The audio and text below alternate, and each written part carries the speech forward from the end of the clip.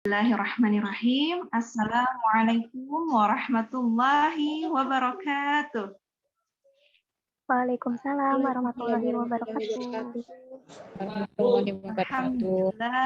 Alhamdulillahilladzi arsala rasulahu bil huda wa dinil haq. Asyhadu an la ilaha illallah wa asyhadu anna Muhammadan abduhu wa rasuluhu la nabiyya ba'd. Rabbi shrah li sadri wa yassir li amri wahlul 'uqdatam min lisani yafqahu qawli. Rabbi zidna 'ilman nafi'an warzuqna fahman wa 'amalan mutaqabbalan bi rahmatika ya arhamar rahimin. Alhamdulillah di hari Jumat sore ini Allah masih memberikan kesempatan kepada kita untuk berkumpul, ya, bukan kumpul main-main, bukan kumpul untuk hangout gitu ya, makan-makan, minum-minum. Lagi sekarang harus kalau mau ke mall harus harus punya barcode ini dulu ya, vaksin.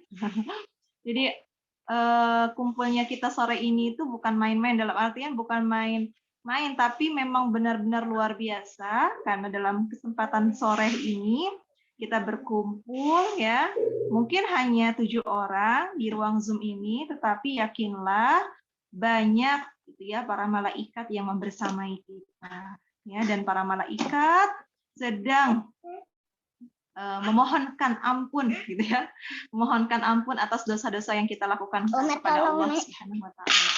Jadi ya bersyukur begitu ya, bisa hadir di sini, bisa sama-sama mengkaji ilmu, sama saya juga sama-sama masih belajar gitu ya.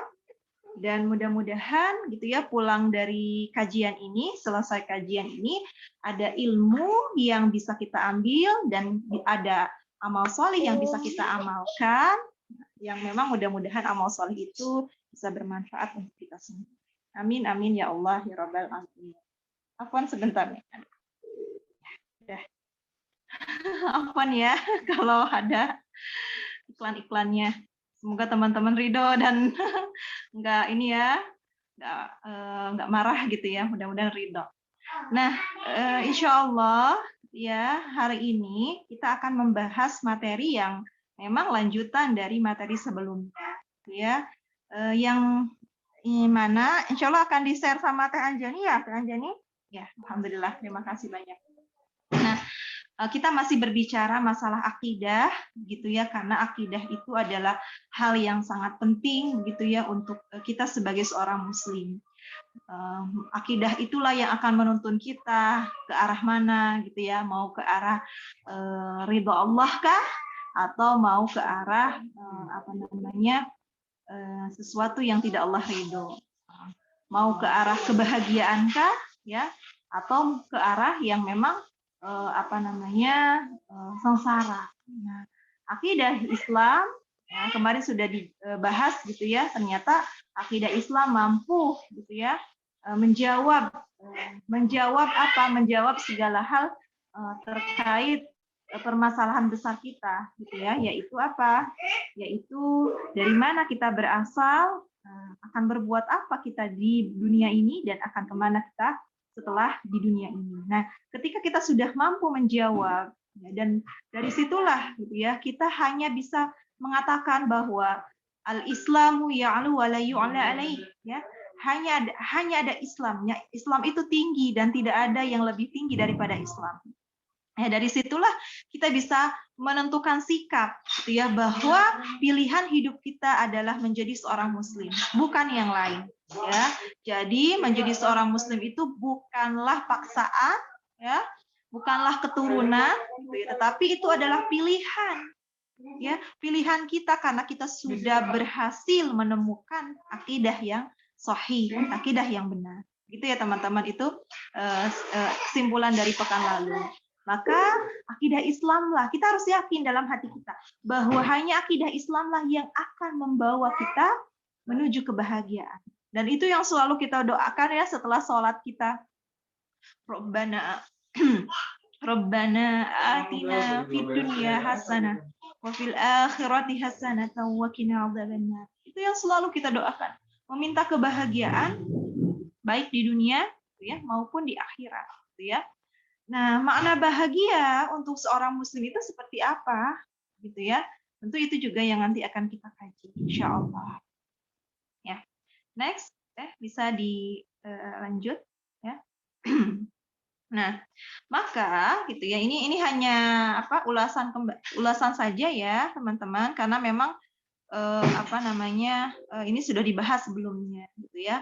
Makna akidah. Akidah itu adalah secara bahasanya ini simpul, mengikat, transaksi, memperkuat dan apa-apa yang diyakini dan menenteramkan hati. Ini dari kamus Al-Muhit ya. Dari kamus Firdaus Abadi juga. Jadi akar kata akidah itu dari kata aqada ya. Nah, sedangkan secara istilah ya, secara hukum syara ya, akidah itu adalah pemikiran yang menyeluruh ya, tentang apa? Tentang alam, manusia dan kehidupan. Kenapa yang bisa dipikirkan secara menyeluruh itu alam, manusia dan kehidupan? Karena itulah yang bisa kita indra. Ya. Jadi itulah yang bisa kita indra sebagai manusia, kita hanya bisa mengindra kita manusia gitu ya, alam dan kehidupan. Sedangkan yang lain-lain, hal-hal yang gaib itu tidak bisa kita indra. Maka yang namanya akidah itu adalah ya kita berpikir secara menyeluruh tentang manusia itu sendiri, alam dan kehidupan.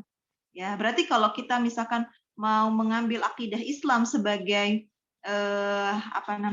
akidah kita, maka kita akan berpikir siapa yang menciptakan manusia, siapa yang itu udah dijawab kemarin gitu ya. Ternyata yang menciptakan manusia, menciptakan alam semesta dan kehidupan ini adalah Allah Subhanahu wa taala. Gitu ya. Nah, jadi itu yang bisa kita pikirkan. Lantas manusia harus berbuat apa di muka bumi? Itu juga akidah Islam punya begitu ya aturannya. Nah, itu ya. Jadi memang akidah itu berpikir secara menyeluruh tentang manusia, alam semesta dan kehidupan ya. Serta dikatakan di sini apa yang ada sebelum dan sesudah kehidupan. Jadi kita bisa memikirkan bahwa sebelum kehidupan itu ada apa?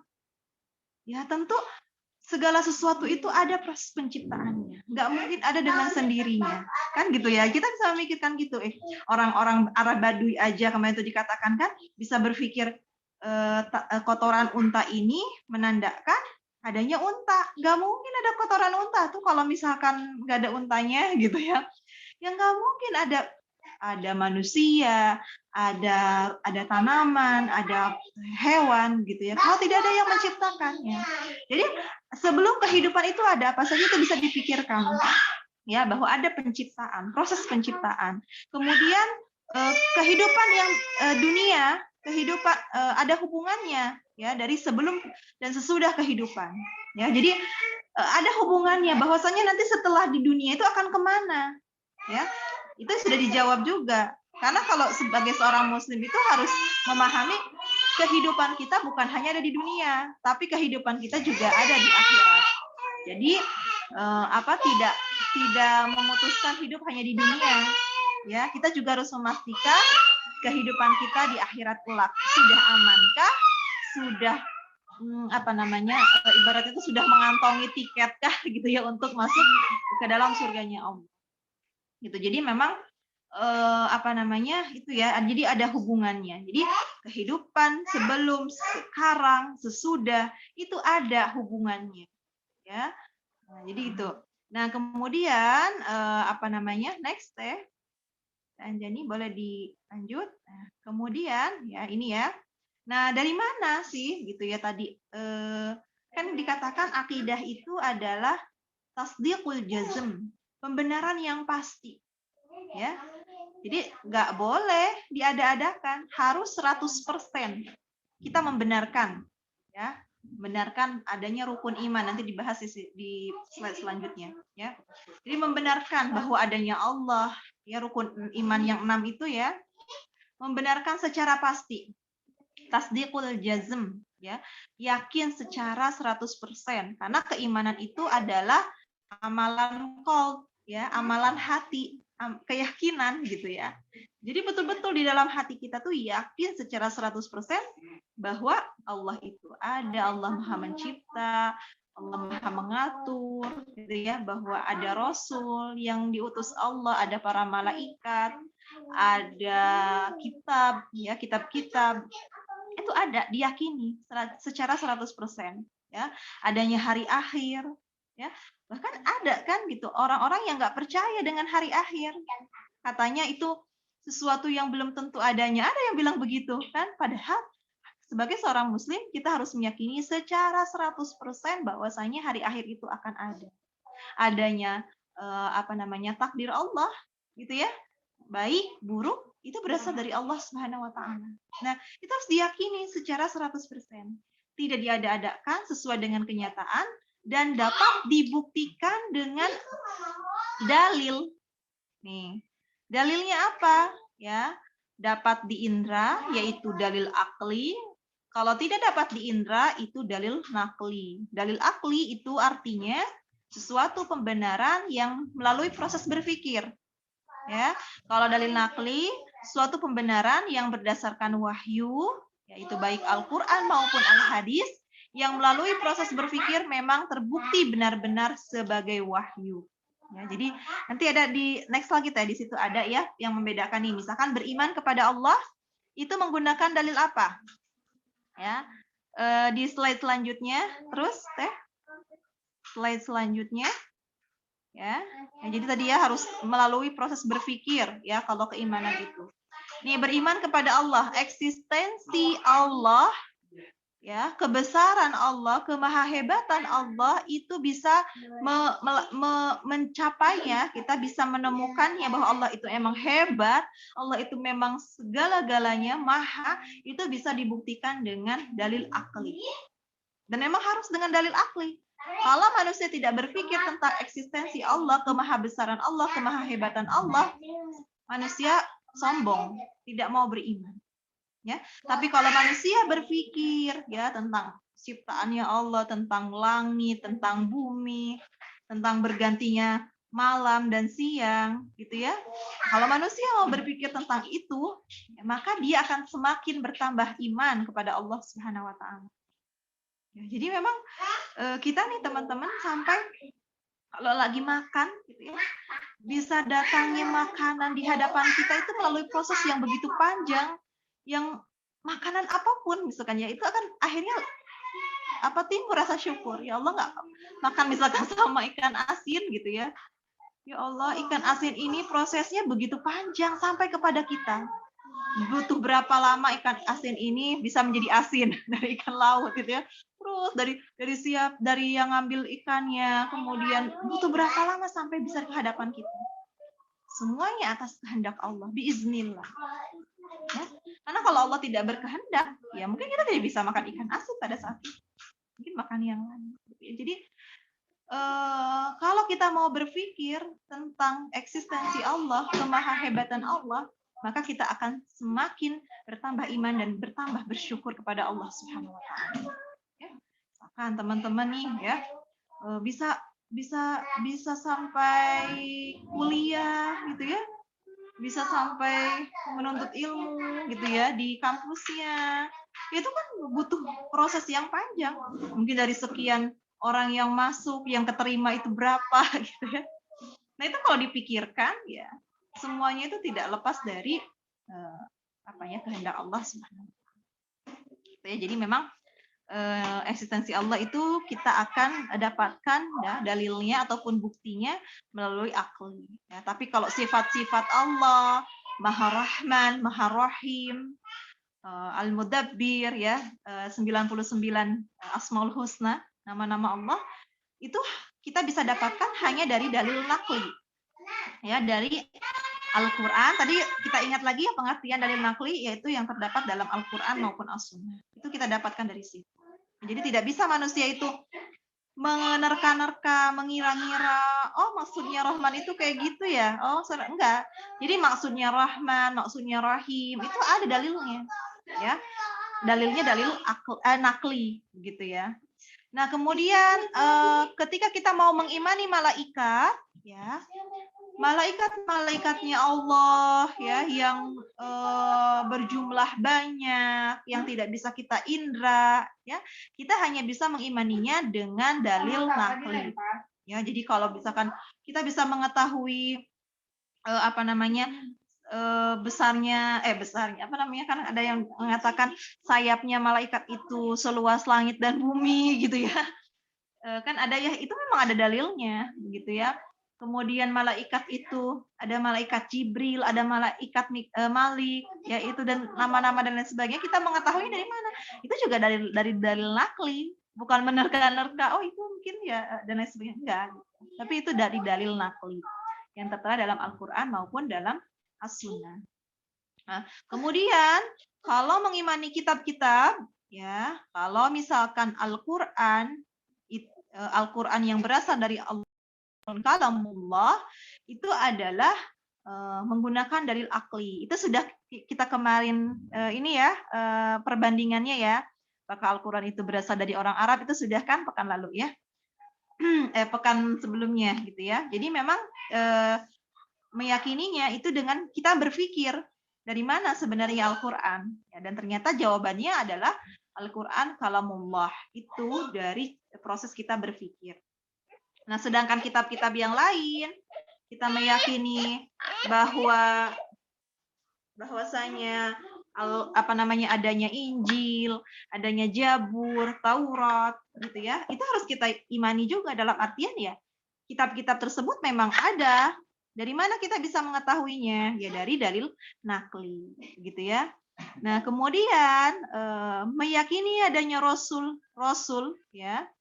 Rasul-rasulnya Allah ya, Muhammad adalah rasulnya Allah, itu dengan dalil akli. Itu bisa dipikirkan itu ya, kebutuhan kita akan keberadaan Rasulullah Shallallahu alaihi wasallam ya, bahwa manusia itu adalah manusia yang lemah, membutuhkan yang lain, hingga manusia itu butuh contoh gitu ya untuk berbuat. Nah, siapa yang mencontohkan? Maka Allah mengutus seorang nabi dan rasul untuk mencontohkan berbuat di dalam kehidupan itu harus seperti apa.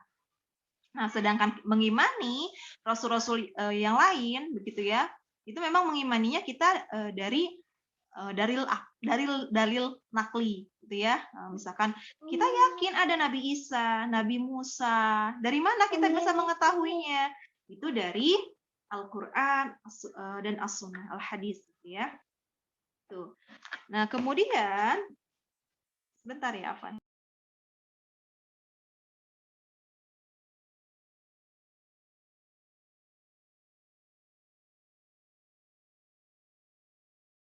Salam. Ya, jadi begitu itu ya. Sedangkan ketika kita mengimani hari akhir ya, itu bukan hanya pakai ini mengimani hari akhir itu hanya dengan dalil nakli. Jadi kita bisa mengetahui adanya hari kiamat gitu ya. Dari mana? Ya dari Al-Qur'an. Ya, hari kiamat itu datangnya kapan hanya Allah yang mengetahui. Yaitu dari mana? Ya dari Allah. Ya, jadi kalaupun dulu tuh ya ada ya kiamat 2000 berapa? Ada filmnya ya. 2000 berapa teh lupa. Kiamat 2000 berapa?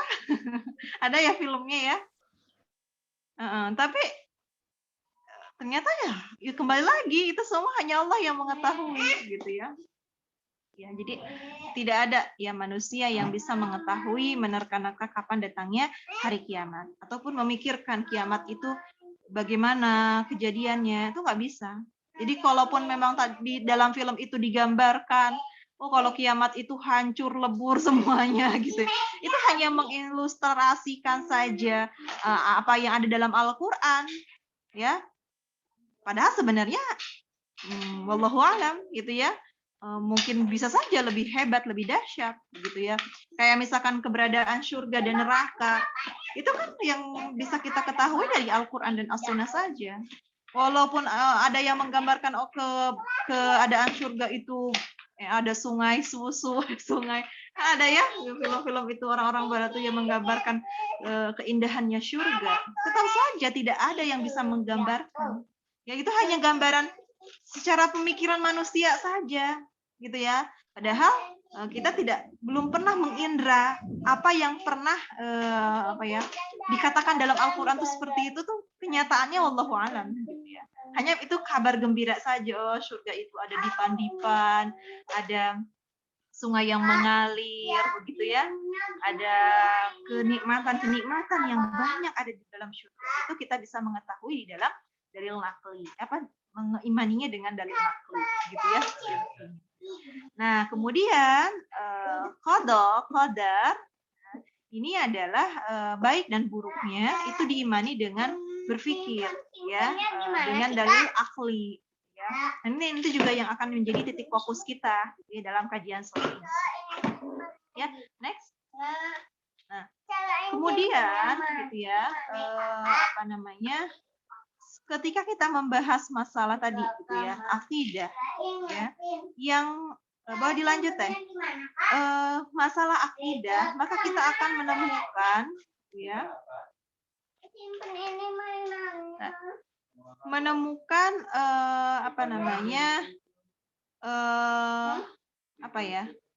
Uqdatul Kubro itu sudah dibahas ya. Ini hanya mengingatkan saja kembali.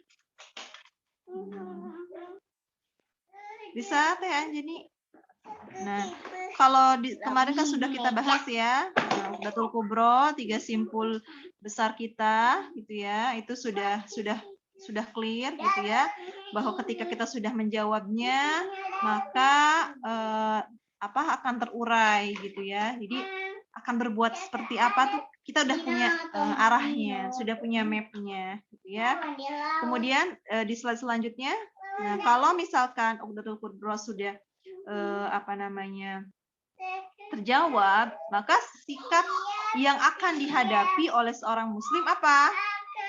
Lari dan tak acuh atau berusaha menjawab dengan benar? Tentu jawabannya adalah berusaha menjawab dengan benar. Menentukan jawaban yang benar dan mantap. Menentukan jawaban yang tentu itu adalah jawaban yang kita yakini.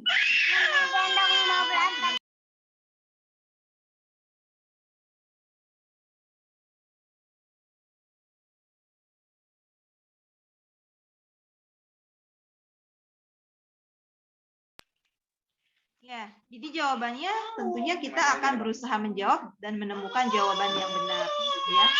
Nah, kemudian, gitu ya, yang kita jawab akhirnya adalah apa itu akidah yang harus dijawab, gitu ya. Akidah itu apa? Kemudian fiqh kuliah berarti apa? Akidah kita jawabannya adalah Islam, ya, yang kemarin kita sudah jawab. Kemudian fiqh kuliah.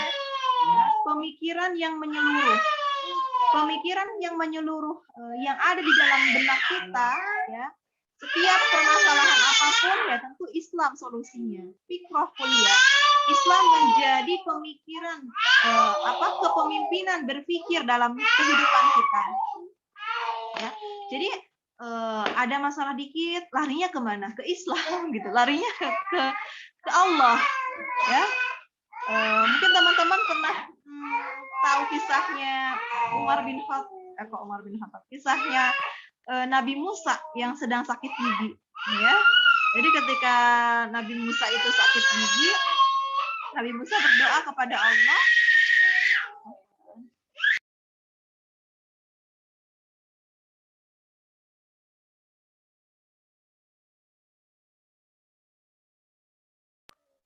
Ya, Nabi Musa itu meminta dan berdoa kepada Allah untuk kesembuhan sakit giginya. Kemudian Allah memberikan solusi begitu ya, maka ambillah daun apa gitu ya namanya.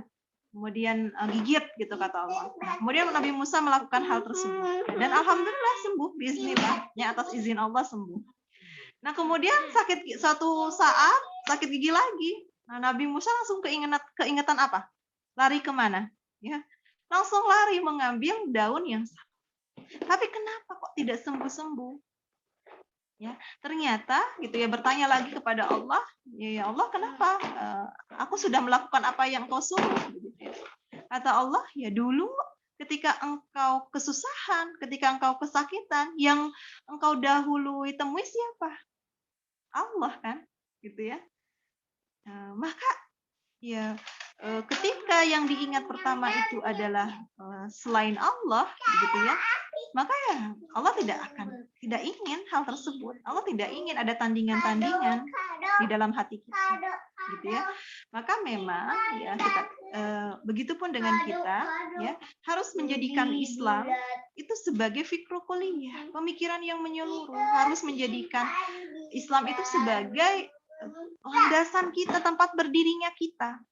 Kalau kita memilih selain Islam, ya berarti Allah nggak ridho, Allah nggak mau, gitu. Karena Allah menciptakan manusia itu tujuannya untuk hanya beribadah kepada Allah. Wa ma khalaqtul jinna wal insa illa liya'budun. Ya, jadi sangat sudah jelas begitu ya dalam Quran surat Az-Zariyat ini bahwa Allah ridho kalau memang kita hanya menghamba kepada Allah, hanya beribadah kepada Allah. Bahkan sampai kepada tataran aturan sekalipun Allah akan ridho kalau hambanya mengikuti apa-apa yang Allah berikan, gitu ya. Nah, jadi gitu ya. Kemudian juga menjadi kaidah tadi ya kepemimpinan berpikir, dan di sini an-nazratu fil hayati ad-dunya, ya, mempengaruhi gaya hidup, menentukan kualitas hidup. Jadi gaya hidup seseorang itu bisa ketahuan. Dia mengambil gaya hidup dari mana? Gaya hidup Islam kah? Atau gaya hidup orang kafir ya, yang bukan Islam, gitu ya. Kemudian menentukan kualitas hidupnya. Hidupnya mau dibawa kemana, arahnya seperti apa. Nah, itu akan kelihatan, gitu ya, ketika dia sudah memilih Islam, akidah Islam sebagai panduan hidupnya. Next. Nah, maka ketika itu sudah dijawab oleh kita, sudah ditemukan ya poin-poin tadi. Nah, di slide selanjutnya ya, kegagalan ya, akhirnya ketika kegagalan memahami hakikat hidup ya, yang akan kita temukan adalah apa? Di slide selanjutnya, kesesatan, kelalaian, enggan, dan hawa nafsu. Yang semua itu adalah sesuatu yang membuat kita rugi, ya. Karena kehidupan kita bukan hanya di dunia, ya. Mungkin kalau sesatnya di dunia itu bisa kita cari jalan keluar, gitu ya. Ketika kita lalai di dunia, begitu ya, dan kita langsung memohon ampun kepada Allah, kembali kepada jalannya, itu masih ada kesempatan. Tapi kalau misalkan ya kesesatan tadi terus menerus hingga membawa kita kepada murkanya Allah, nauzubillah, ini tadi. Nah, tidak ada kesempatan lagi ketika sudah menghadap Allah. Bahkan kan kemarin dibahas ya tipologi jenis-jenis orang, gitu ya. Jenis-jenis orang yang menyesal, ya. Kenapa dulu, gitu ya? Aku kok tidak berbuat amal yang banyak. Kenapa dulu tersesat, gitu ya? Iya sayang. Sebentar ya. Ya, jadi memang begitu ya. Akhirnya, gitu ya. Akhirnya dari sini, gitu ya, kita nggak boleh ya terlalu terlena, ya. Jadi kalau sudah keasyikan, gitu ya. Kan gitu ya dunia anak muda, apalagi saat ini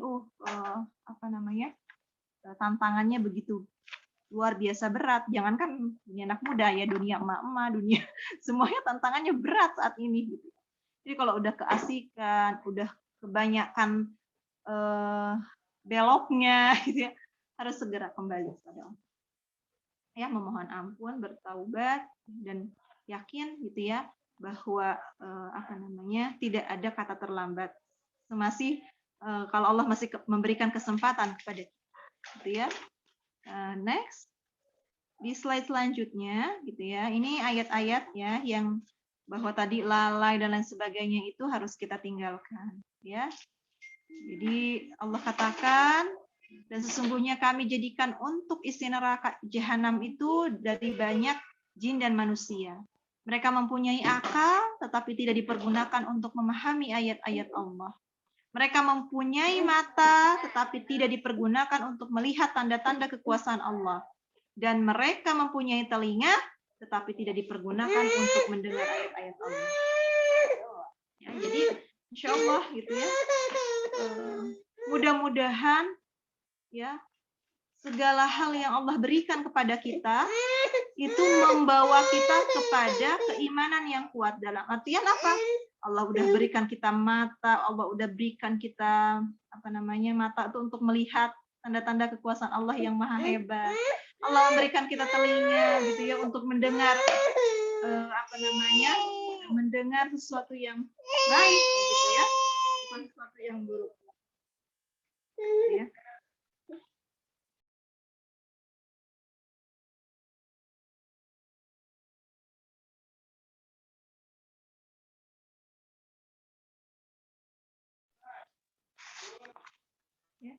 Kemudian gitu ya, mudah-mudahan juga ya kita menjadi orang-orang ya yang termasuk yang diridhoi oleh Allah, masuk ke dalam surganya Allah.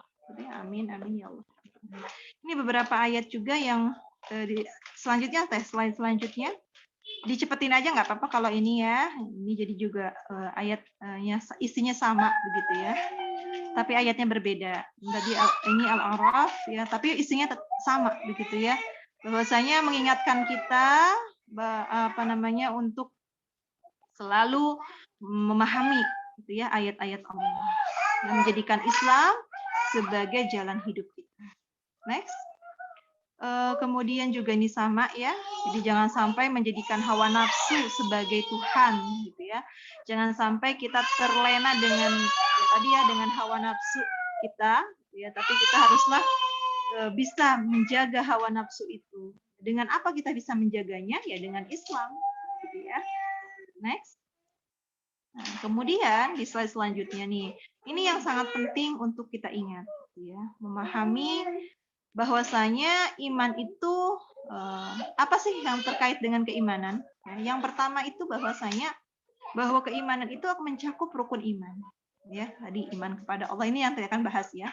Kemudian yang kedua terkait thoriqul iman. Jalan menuju iman tuh yang seperti apa? Ini yang teman-teman nanti setelah ini gitu ya. Yang harus teman-teman cari lagi ya, nggak hanya terputus di sini kajiannya. Tapi setelah ini teman-teman ini ada materinya tersendiri terkait rukun iman itu seperti apa, terkait thoriqul iman itu seperti apa, ya jalan menuju iman thoriqul iman itu. Jadi itu harus teman-teman cari gitu ya. Kemudian bagaimana iman yang produktif itu, ya. Kemudian yang keempat itu bagaimana kita menjawab Datul Kubro. Itu mungkin sudah ya pekan sebelumnya begitu. Nah, jadi memang ini harus teman-teman jawab gitu ya, harus teman-teman ketahui, harus teman-teman cari gitu ya. Karena dengan mencari keempat hal ini gitu ya, maka insya Allah ya teman-teman akan merasa menjadi orang yang tadi bahagia gitu ya. Ya, next. Nah, kemudian gitu ya, kalau kita berbicara tentang rukun iman, ini yang pertama ya, keimanan ya terkait rukun iman. Ya. Rukun iman itu apa sih? Nah, ini ketika para sahabat bertanya kepada Rasulullah Shallallahu Alaihi Wasallam, kemudian Rasulullah mengatakan, gitu ya, bahwasanya rukun iman itu adalah sini ya, antumina billah, ya, iman itu meyakini adanya Allah, ya, wa malaikatihi, ya, meyakini akan malaikatnya Allah, wa kutubihi, kitab-kitabnya Allah, wa rusulihi, para rasul-rasulnya Allah, wal yaumil akhiri, dan hari akhir hari akhir gitu ya, ataupun hari kiamat ya. Wa tu'mina bil qadari khairihi wa syarrihi. Nah, dan juga mengimani bil qadari ya. Kalau di sini diterjemahannya takdir gitu ya. Jadi di sini qadar ya, kadarnya Allah, khairihi, baik itu baik dari Allah maupun buruk ya juga berasal dari Allah Subhanahu wa taala. Nah, jadi ini ya kalau kita sebut itu sebagai apa, teman-teman? Rukun iman. Dulu ya dari SD rukun iman ada berapa gitu ya? Ada 6 gitu ya. Ini udah hafal banget lah teman-teman. Tapi tidak kalah pentingnya teman-teman juga mengkaji satu persatu iman kepada Allah itu yang seperti apa, iman kepada malaikat Allah itu seperti apa, kitab-kitabnya Allah dan masya Allah kalau kita sudah kaji, insya Allah akan mantap gitu ya keimanan kita kepada Allah Subhanahu wa taala. Nah, kemudian begitu ya. Next ini hadis riwayat Muslim ya. Nah, ini akidah Islam. Next. Ini pemikiran yang harus kita cari ya, teman-teman. Nah, ini kenapa sih? Jadi timbul pertanyaan. Kenapa begitu ya? Kalau di Al-Hadis itu apa namanya? Qadar ya, atau tapi di terjemahannya takdir. Nah, ini yang akan kita kaji juga gitu ya. Kita akan memahami makna pengertian iman kepada takdir.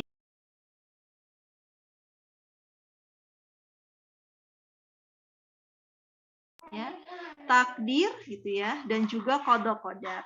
Apa sih perbedaannya? Apakah ada yang beda atau apakah ada yang sama? Nah, ini akan kita kaji gitu ya. Jadi, pada masa Rasulullah Shallallahu alaihi wasallam, permasalahan iman, rukun iman yang keenam ini tidak ada. Ya, mereka sudah meyakini begitu ya.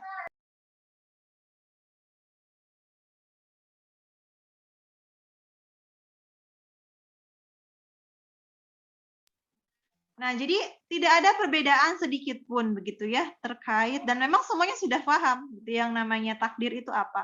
Yang namanya takdir, pengertian iman kepada takdir itu adalah iman kepada bahwasanya Allah itu mempunyai catatan ilmu yang menyeluruh tentang segala sesuatu. Itu takdir, ya.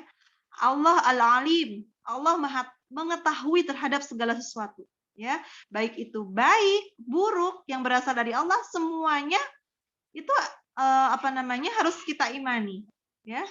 Allah memiliki apa namanya yang sering kita dengar itu apa yang sudah diketahui Allah dituliskan di dalam Lauhul Mahfuz, gitu ya. Itu sering kita dengar. Jadi permasalahan takdir gitu ya, permasalahan iman kepada al-qadar tadi ya, biqadarin khairi wa syarihi. Itu clear pada masa para sahabat ya, nggak ada gitu ya, nggak ada permasalahan apapun ya, semuanya beriman ya. Jadi ketika Allah menurunkan sesuatu yang memang dikatakan itu menurut manusia itu nggak baik, padahal kata Allah itu baik. Jadi diyakini aja, oh ya baik buruknya itu berasal dari Allah Subhanahu wa taala. Diyakini, diimani gitu ya. Masalah apa? Masalah rizki, masalah rizki minallah gitu ya. Rizki itu bukan karena seseorang bekerja atau tidak bekerja, tapi rizki itu memang sudah Allah berikan kepada siapapun. Besaran nominalnya ya itu juga Allah yang sudah menentukan, rizki minallah. Nah, terus apa dong capek-capek bekerja? Nah, ini beda lagi, nanti akan ada pembahasannya. Ya, jadi memang kata Rasulullah gitu ya. Jadi jangan pernah menyamakan antara takdir dengan perbuatan manusia. Karena itu adalah sesuatu hal yang berbeda. Karena di sini dikisahkan ya. Ketika apa namanya para sahabat duduk-duduk ya, Rasulullah dan para sahabat itu duduk-duduk ya. Jadi Rasulullah mohon maaf ya, iklan dulu sebentar, saya ke belakang dulu. Afwan, sebentar ya. Iya, iya, tunggu.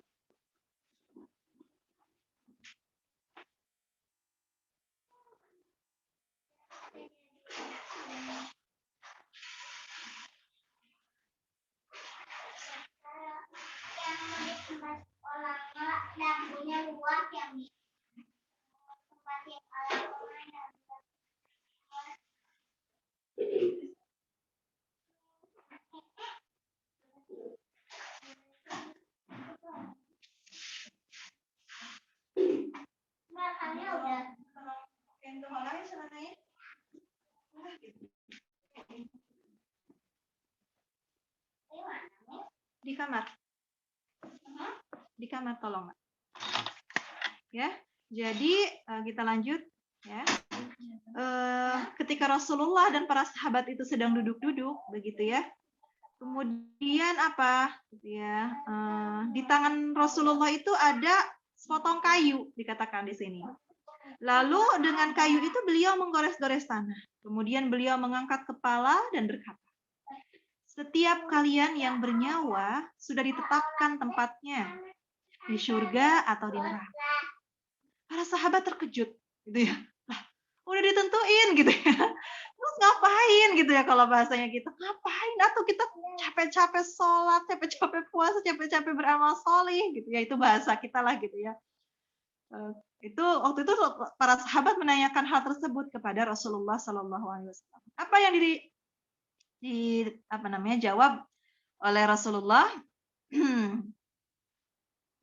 Beliau menjawab, ya nggak begitu juga, ya jangan kalian pasrah terhadap takdir gitu ya. Tetaplah beramal, sebab ya kata Rasulullah, setiap orang akan dimudahkan oleh Allah jalan yang sudah ditentukan baginya.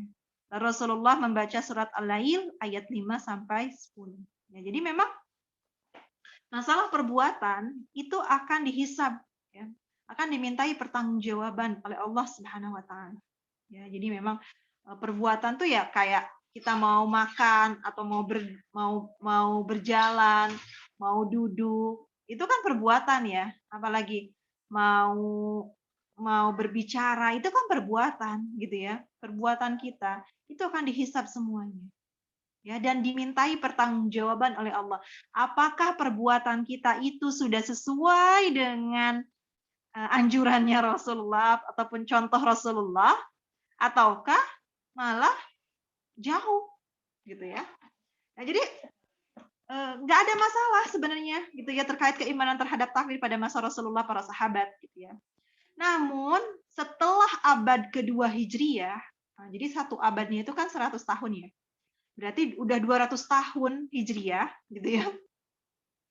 Itu muncul gitu ya. Munculnya apa? Karena memang Islam itu kan sudah melakukan banyak futuhat ke berbagai wilayah gitu ya. Jadi banyak juga akhirnya masuk ke dalam wilayah Islam itu pemahaman-pemahaman dari luar. Dan masuklah pemahaman terkait pemahaman apakah gitu ya perbuatan itu ya dengan mereka kan berusaha untuk menghancurkan Islam gitu ya, orang-orang kafir itu. Jadi diperdebatkanlah gitu ya oleh mereka itu gitu ya, apakah perbuatan itu berasal dari Allah ya, Allah yang menentukan, jadi manusia itu jadi kan Allah maha segalanya gitu ya. Jadi pemikirannya itu akhirnya apa? Akhirnya pemikiran itu mengatakan yang pertama, apakah manusia itu perbuatannya ditentukan oleh Allah? Kan Allah maha mengetahui segala yang terjadi terhadap manusia. Ya, ibaratnya kan udah ditulis tuh di Lauhul Mahfuz. Manusia mau berjalan ke sini, mau dia. Jadi pemikirannya begitu. Nah, sampai akhirnya ya, ada orang yang punya pemikiran begini ya. Gimana lagi? Udah ditentuin meren jadi pencuri, gimana lagi udah ditentuin meren jadi perbuat PSK, nauzubillah ya. Jadi orang tuh mikir begitu akhirnya. Gimana lagi udah ditentuin merenannya jadi kerjanya begini dan lain sebagainya gitu ya. Nah, ada pemikiran yang begitu ya. Dan ternyata kelompok-kelompok Islam yang terpengaruhi dengan pemikiran tersebut itu dikatakan kelompok Qadariyah. Jadi mengatakan bahwasanya Jabariyah maksudnya ya, kelompok Jabariyah. Jadi manusia itu seperti wayang, dan Allah itu seperti dalangnya, digerakin gitu ya katanya gitu ya. Mereka tuh punya pemahaman yang demikian. Ya, jadi ini lahir dari ilmu kalam ya, mutakalam itu kan memang mempelajari filsafat ya yang dari Yunani. Nah, sebenarnya ini juga lahir dari orang-orang yang memang Nasrani itu kan mereka bebas ya hidupnya ya. Berbuat sekehendak mereka. Akhirnya lahir juga begitu ya dari pemahaman ilmu kalam itu ya ada kelompok Qadariyah ya, di mana kelompok ini berpemahaman bahwa manusia itu berhak menentukan tingkah lakunya Dan mereka juga menggunakan ayat-ayat Al-Qur'an. Gitu. Nah, jadi apalagi sunnah al-hadis yang kata Rasulullah, engkau lebih tahu tentang duniamu. Nah, padahal sebenarnya hadis ini itu ya dikatakan oleh Rasulullah ketika ya jadi seorang sahabat itu sedang menjemur kurma ya. Jadi ketika itu sahabat menanyakan kepada Rasulullah, ya Rasulullah bagaimana sih ibaratnya menjemur kurma itu? Apakah baiknya seperti ini gitu ya.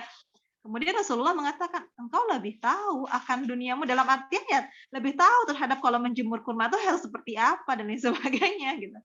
Jadi bukan terhadap segala hal akhirnya dipukul rata, manusia itu boleh berbuat sekehendaknya. Nah, ini yang akhirnya kebablasan ya. Jadi perbuatan manusia itu bebas ya. Jadi akhirnya ada yang mengatakan ya mau pakai kerudung itu adalah keinginan sendiri kan gitu ya kalau sekarang itu. Akhirnya kalau dia nggak berkeinginan lagi pakai kerudung apa? Buka, lepas. Itu udah terjadi banyak sekali karena pemahaman seperti ini ya. Nah, padahal ini ya yang perlu diluruskan terkait makna dari qada dan qadar ya. Jadi tadi asal usulnya munculnya dari situ. Nah, itu ya kalau masalah takdir itu clear, nggak ada perdebatan sama sekali ya. Ya, takdir itu adalah catatan ilmu Allah yang menyeluruh tentang segala sesuatu. Nah, maka kita juga harus meluruskan makna iman kepada qada qadar ya. Makna iman kepada qada qadar ini seperti ini ya, terlihat nggak di fotonya itu skema pemahaman qada qadar ya. Bahwasanya gitu ya, yang namanya qada ya, qada secara pemahaman Islam gitu ya. Bahwasanya pemahaman qada itu ya berarti kan manusia begitu ya, harus memahami ya segala sesuatunya itu yang menimpa dia di luar kontrol dia sebagai manusia itu namanya qada, ketetapan Allah. Contohnya ini ada yang sunatullah gitu ya, qada ini ya misalkan kita memiliki orang tua A ya, kemudian wajah kita seperti ini qada gitu ya. Ketetapan Allah ya. Baik buruknya itu harus kita terima. Ya. Itu yang menimpa kita. Kayak misalkan apalagi ya kalau di sini dicontohkan itu ya. Bahwasanya gitu ya, perbuatan yang di luar, bukan perbuatan ya, sesuatu keadaan lah gitu ya. Tentu keadaan yang di luar kontrol manusia. Ya, ini merupakan bagian dari kehendak Allah. Ya contohnya ya tadi gitu ya. Lahir dari orang tua, ya kita tidak pernah tahu ya kita lahir dari orang tua yang mana, suku apa gitu ya. Lahirnya di Indonesia gitu ya. Itu kan sesuatu ketetapannya Allah. Makanya jangan sampai ada terucap dari mulut kita, kenapa sih aku nggak lahir dari keluarga sultan? Kenapa aku nggak lahir dari keluarga yang kaya raya gitu ya, atau keluarga yang begini begitu, kenapa wajahku seperti ini gitu ya. Kenapa haram hukumnya menggunakan sulam alis gitu ya, tanam apa, menanam kok di wajah ya, menanam di tanah gitu ya, tanam segala rupa gitu ya, merubah fisik yang ada di dalam diri kita. Berarti dia tidak menerima atas kehendak ketetapan yang Allah berikan kepada dia gitu ya. Karena mau dia kulitnya hitam, mau dia kulitnya putih, itu sudah qada dari Allah Subhanahu wa taala. Ya, dia sebagai laki-laki, dia sebagai perempuan. Nah, ada seorang laki-laki ingin menjadi perempuan, seorang perempuan ingin menjadi laki-laki. Nah, berarti dia tidak memahami makna qada ini, ketetapan Allah ini.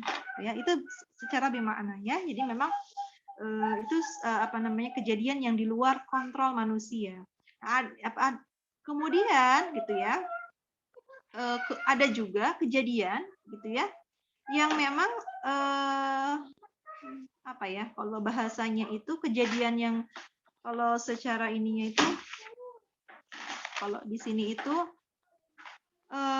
melibatkan manusia ya. Yang tadi kan kalau tidak melibatkan manusia itu kayak yang saya sebutkan gitu ya. Kalau yang melibatkan manusia itu kayak misalkan kita terjatuh dan kemudian kita jatuh itu mengenai orang lain. Nah, itu kan bagi orang yang terkena itu qada bagi dia. Ya. Kayak misalkan naik mobil kecelakaan gitu ya. Bagi yang kecelakaan itu qada bagi dia gitu ya. Tapi memang melalui yang melibatkan manusia yang lain. Ya. Karena kelalaian manusia yang lain ibaratnya begitu atau kelalaian dirinya sendiri. Tapi ketika kejadian itu terjadi, itu qada bagi dirinya. Karena mau berusaha menghindar sekalipun menghindarnya bagaimana kalau memang sudah mengenai dirinya, ya tidak bisa dia menghindar, gitu ya. Kayak misalkan kalau dulu tuh sering mencontohkan tuh ketika mau memotong ketika mau menembak burung gitu ya, tapi ternyata yang ditembak yang mengenai itu bukan ke burung tapi ke manusia. Ya betul qada bagi manusia yang tertembak, ya dia tidak ingin ditembak tiba-tiba tapi ada yang menembak gitu ya. Nah, jadi memang itu qada yang melibatkan manusia. Tidak ada hisab atas apa yang terjadi. Ya. Jadi kalaupun misalkan tadi gitu ya kejadiannya yang tidak melibatkan manusia tuh dia wajahnya itu buruk rupa sekalipun gitu, tidak ada hisab. Mau dibully sama seluruh dunia sekalipun gitu ya. Bagi dirinya ketika dia bersabar dengan ketetapan yang Allah berikan tidak ada hisab. Ya, nggak akan dimintai pertanggungjawaban. Tapi kalau misalkan dia tidak bersyukur gitu ya, kemudian dia berubah, baru itu disisap karena perbuatan kan di situ dia menginikan perbuatan dia ya. Tapi kalau dia menerima dengan udah bersyukur saja gitu ya dengan apa yang Allah sudah tetapkan untuk dirinya, insya Allah itu adalah sesuatu yang gitu. Nah, begitu ya. Nah, tapi kalau misalkan daerah yang dikuasai oleh manusia, ini perbuatan. Manusia itu bisa memilih, ya, memilih gitu ya, mau dilakukan atau mau tidak dilakukan. Itulah yang akan dihisab atas apa yang diperbuat oleh manusia. Nah, dan itu bukan wilayah qada, itu wilayah perbuatan. Tapi kalau wilayah qada itu yang tadi ya. Nah, jadi yang memang walaupun melibatkan manusia tapi di luar kontrol manusia itu tetap wilayah qada gitu ya. Nah, dari sini gitu ya dapat kita pahami bahwasanya begitu ya, beriman kepada qada itu berarti beriman kepada apa? Sedangkan qadar, makna qadarnya ya, qadar itu kan kadar ya, kadar yang harus kita imani bahwasanya kayak air mengalir dari atas ke bawah. Ya kan nggak ada kadarnya air itu mengalir dari bawah ke atas gitu ya. Kadar itu begitu. Api itu membakar kadarnya, gitu ya. Pisau kadarnya apa? Memotong. Kadar itu apa? Apa ya? Kadar tuh, ya kadarnya, ya kegunaannya, begitu ya kadarnya. Jadi di situ kita harus memahami juga kadar manusia itu seperti apa. Manusia punya gorizatuna, gorizatut tadayun, punya hajatul udhaw, itu kadar dari manusia. Maka ketika manusia berusaha menyelesaikan semua permasalahan itu, ya Allah Maha tahu gitu, terhadap kadar-kadar tersebut. Kita serahkan semuanya kepada Allah Subhanahu wa taala. Nah, jadi beriman kepada qada dan qadar itu disatukan ya, nggak dipisah-pisah. Jadi iman pada qada dan qadar, baik dan buruknya itu berasal dari Allah Subhanahu wa taala, ya. Itu harus kita pikirkan. Ya tadi ya, dalilnya dalil akli. Tentunya dalil akli juga bisa didapatkan gitu ya dari tadi karena kita sudah memahami bahwasanya Al-Qur'an itu adalah kitab yang sahih ya, kalamullah, sehingga tidak ada keraguan sedikit pun bagi kita gitu ya untuk tadi mengambil dari dalil akli dan juga dalil naqli terkait memahami makna qada dan qadar, baik buruknya berasal dari Allah Subhanahu wa taala. Begitu ya teman-teman. Kalau terkait ini yang harus diluruskan sih. Kayak misalkan masalah rizki ya. Rizki minallah, rizki itu datangnya dari Allah. Sedangkan bekerjanya itu perbuatan. Ya, perbuatan yang akan dihisap loh. Kenapa dia tidak kayak seorang laki-laki, seorang imam, seorang suami, seorang ayah, kenapa dia nggak bekerja? Nah, itu yang akan dihisap. Tapi perkara rizkinya, walaupun memang seseorang itu nggak bekerja, tapi Allah tuh sudah menanggung rizkinya, ya dia akan datang aja dari arah yang tidak disangka-sangka, kan gitu ya. Jadi jangan sampai kita berpikir bahwa rizki itu datang karena hasil usaha kita. Itu tidak.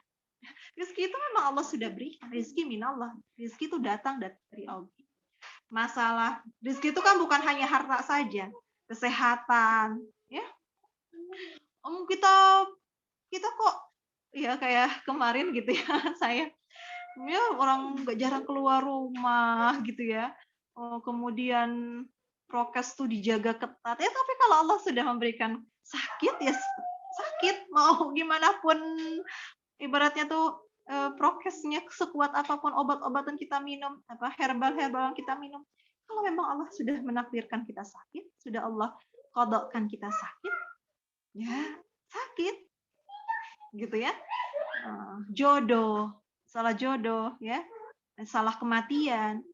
Mau dia itu paginya itu tadi kematian ya, tadi itu sehat-sehat aja, tiba-tiba 5 menit kemudian Allah sudah panggil. Ajal itu kematian itu datangnya ajal. Bukan karena sakit, bukan karena kecelakaan, tapi karena ajal. Karena apa?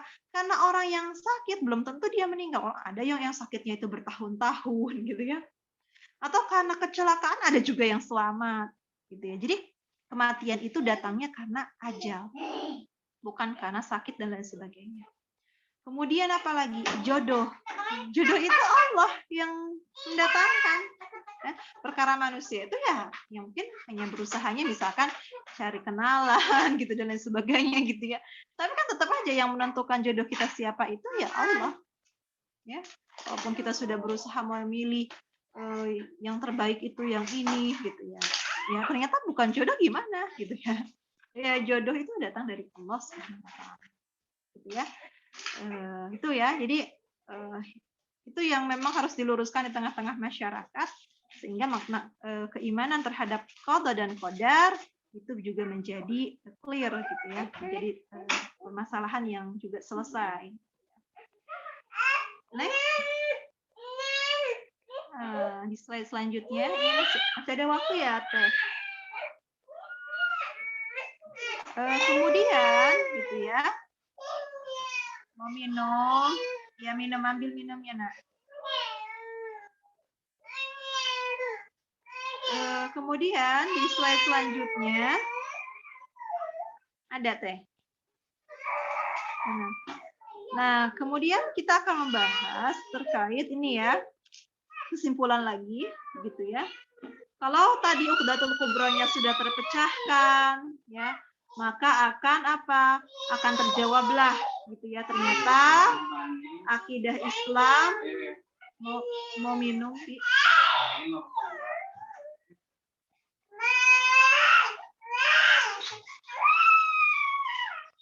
Ya.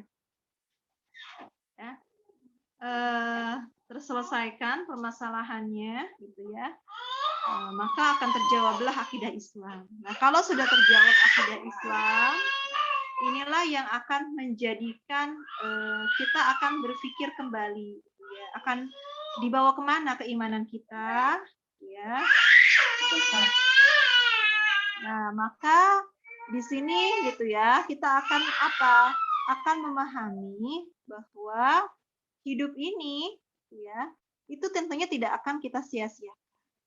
Ya, hidup yang Allah telah berikan kesempatan kepada kita, kita akan manfaatkan dengan sebaik-baiknya. Sehingga keimanan yang kita miliki itu menjadi iman yang produktif, ya. Nah, maka iman yang produktif ini ya akan menyatu ya dengan amal. Ya. Iman kalau dikatakan itu ya ayyuhalladzina amanu wa amilus solihati, kadang gitu ya.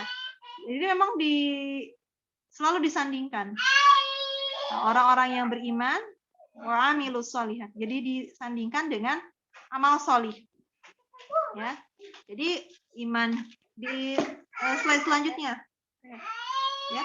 Jadi iman, terus satu lagi iman yang produktif gitu ya, itu akan selalu digabungkan gitu ya dengan amal yang solih ya.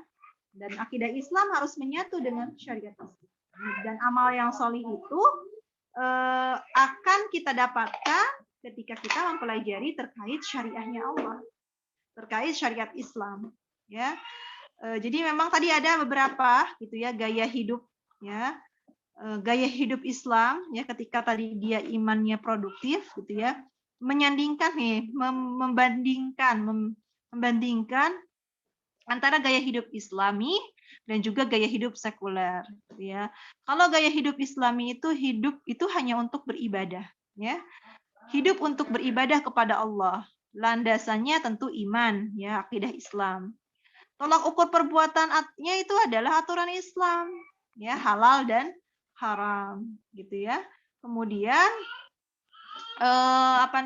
orientasi hidupnya hanya hidup bukan hanya di dunia saja, tetapi juga hidup di akhirat. Ya, untuk kemuliaan diri, keluarga, umat, ya, dan perjuangan agama.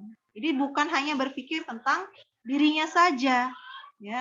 Dan makna kebahagiaan bagi dirinya itu adalah mendapatkan keridhaan Allah Subhanahu wa taala. Ya. Berbeda sekali dengan gaya hidup yang bukan berasal dari Islam. Ya. Hidupnya untuk mencari kesenangan, ya, kesenangannya juga kesenangan jasmani, ya. Landasannya itu adalah hawa nafsu, ya. Landasan hawa nafsu itu menjadi tolak ukur perbuatannya, ya. Jadi dia akan berpikir segala sesuatu itu sesuai dengan manfaat, ya. Orientasi hidupnya ya hanya dunia semata, hidup untuk kepentingan diri, keluarga sendiri, nggak peduli dengan umat. Ya, nggak memikirkan kondisi umat, nggak memikirkan kondisi agamanya, nggak memikirkan orang lain. Nah, dan makna kebahagiaan bagi gaya hidup seperti ini gitu ya, bagi mereka yang gaya hidupnya seperti ini itu apa bahagianya? Tercapainya kepuasan pribadi, kepuasan jasmani ya. Jadi sangat berbeda dengan gaya hidup yang diajarkan di dalam Islam, gitu ya. Maka memang kita bisa menentukan ya, kita saat ini ya mengambil gaya hidup Islami atau gaya hidup sekuler. Mudah-mudahan ya Allah selalu menuntun kita semua untuk mengambil gaya hidup Islami gitu ya, dan menjauhkan dari gaya hidup yang bukan berasal dari Islam ya. Kalaupun masih ada, mudah-mudahan Allah juga membantu kita dan kita juga berusaha semaksimal mungkin untuk keluar begitu ya dari gaya hidup yang sekuler. Kenapa? Karena kalau gaya hidup sekuler ini ya itu apa ya? Mau dilihat dari mana iman produktifnya? Gitu ya. Nggak ada sedikit pun keimanan kalau memang yang dilakukannya seperti itu ya. Allahnya tuh hanya selewat aja, mungkin kalaupun sholat hanya selewat aja gitu ya. Tapi kalau kita menjadikan gaya hidupnya itu Islami, insya Allah gitu ya, keimanan itu insya Allah adalah iman yang produktif gitu ya. Next ya. Nah tadi udah ya. Kemudian iman itu melahirkan amal salih. Ini banyak ya ayat-ayatnya. Teman-teman bisa cari gitu ya. Saya tidak membacakan satu persatu, tapi banyak sekali ayatnya, dalil-dalilnya yang memang iman itu ketika seseorang itu sudah beriman, maka dia akan mudah melakukan amal. Dan amal yang solih itu cirinya ada dua, ya, niatnya karena Allah dan caranya sesuai dengan syariat Allah. Nah, jadi kalau kita mau beramal solih, cek dulu niat dan juga cara.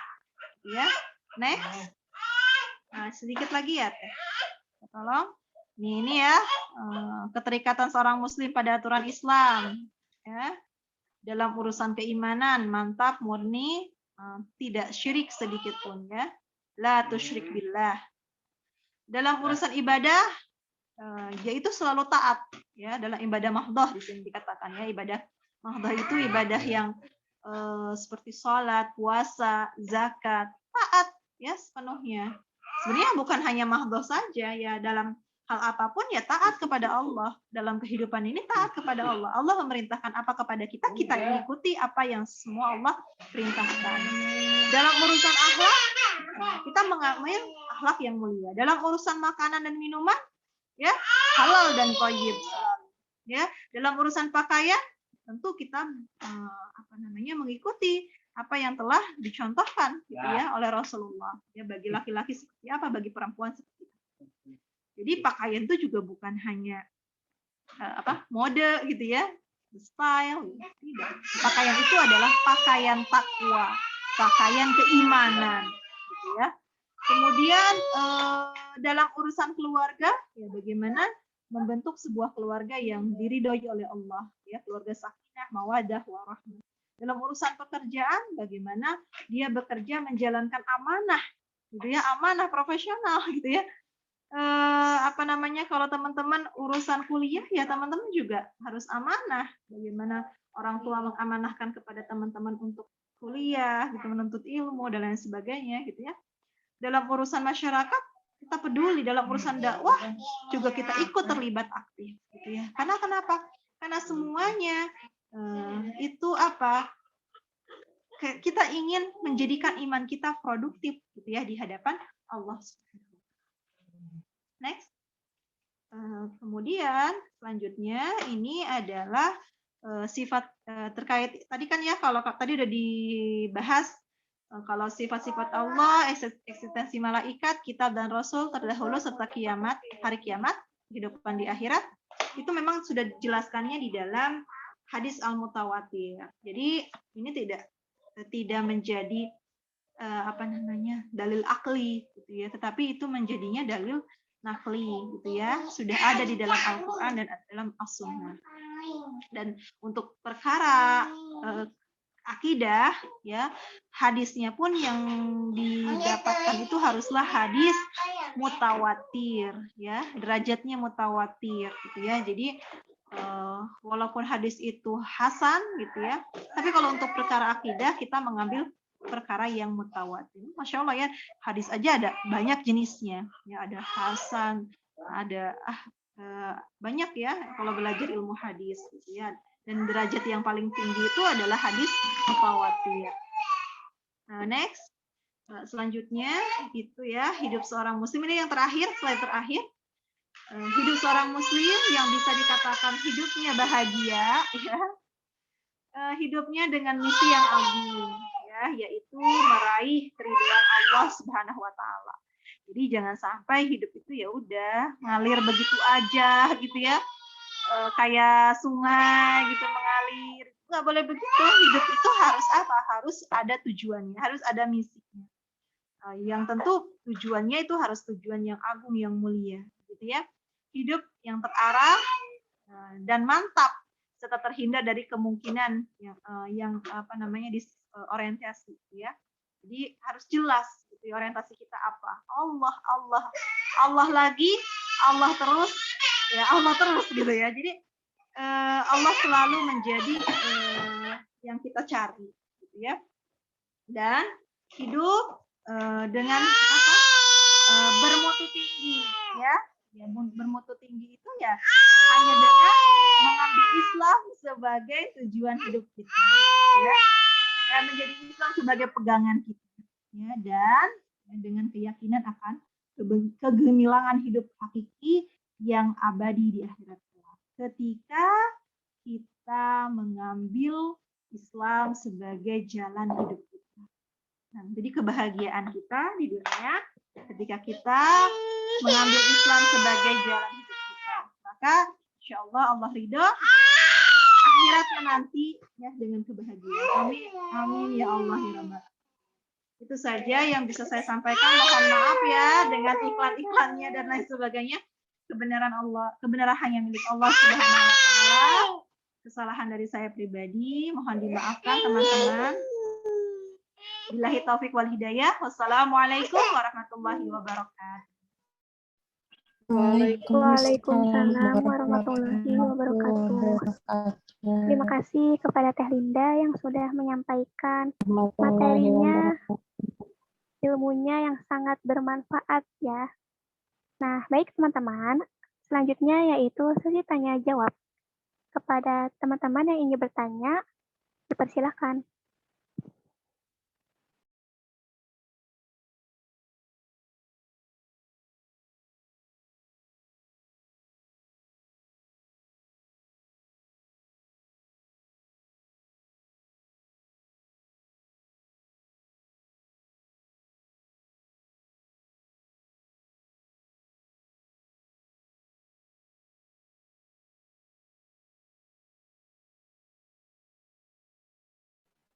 Apakah ada yang ingin bertanya?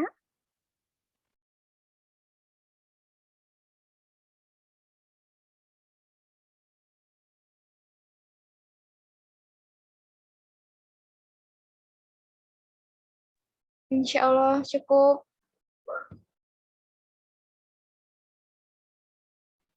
Insya Allah cukup.